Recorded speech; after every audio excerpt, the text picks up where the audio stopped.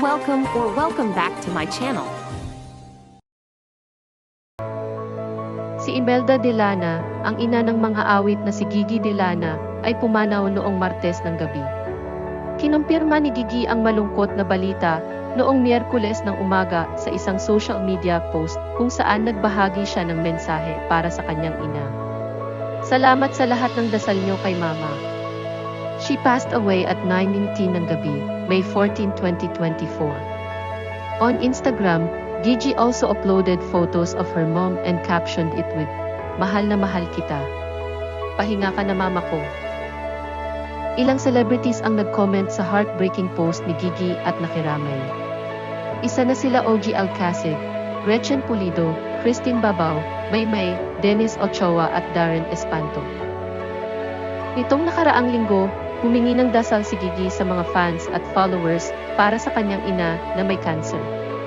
Humihingi ng panalangin si Gigi Delana para sa nanay na may sakit noong nakaraang taon. Ibinahagi ni Gigi na pinili niyang magpagupit ng maiking buhok para maging kamukha ng kanyang ina na may stage 4 breast cancer.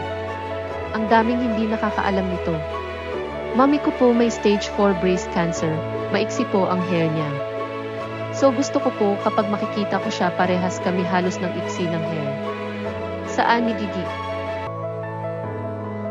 Pero ito po, hindi ko po kaya yung semi-kalbo or parang boycut talaga. Ayon po para hindi na po kayo magtanong at magsabi sa akin, bakit ka nagpagupit? Alam niyo na po kung bakit. Saad ni Gigi.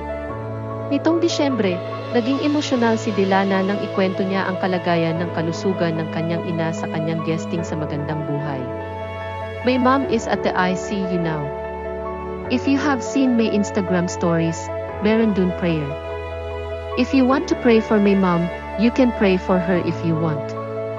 She's fighting for her life now, and I don't know if pag-uwi ko nandoon pa siya. But I really wish she would be there. I really want to hug her and kiss her, sad ni Gigi. Samantala, si Gigi Delana ipinanganak siya bilang Mary Gidget Delana sa Olongapo City, Zambales, 29 years old. Pero lumaki siya sa Laguna. Hiwalay ang mga magulang ni Gigi kaya todo trabaho ang kanyang ina na si Imelda, habang kinarir naman niya ang pagiging kontesera. Taong 2016, unang sumali siya sa Tawag ng Tanghalan, ang sikat na singing contest ng kapamilya noong time show na It's Showtime. 19 years old lamang si Gigi nang sumali sa Tawag ng Tanghalan. Actually, bata pa ako, tinutulungan ko na talaga siya. Lahat ng pinapanalunan, pinangbabayad sa school, kuryente at bahay. At sa pagkain namin. Actually, marami po akong sinasalihang singing contest. 6 years old pa lang po ako, kumakanta na po ako. Simula nang kumikita na si Gigi Delana sa pagkanta siya na ang nagbibigay lahat ng kailangan ng kanyang ina lalo na't nagkaroon ito ng cancer.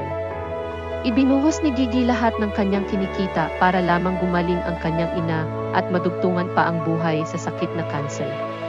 Sa pagkanta ni Gigi Delana, walang ibang pinaghugutan ang singer, kundi ang kanyang mahal na ina.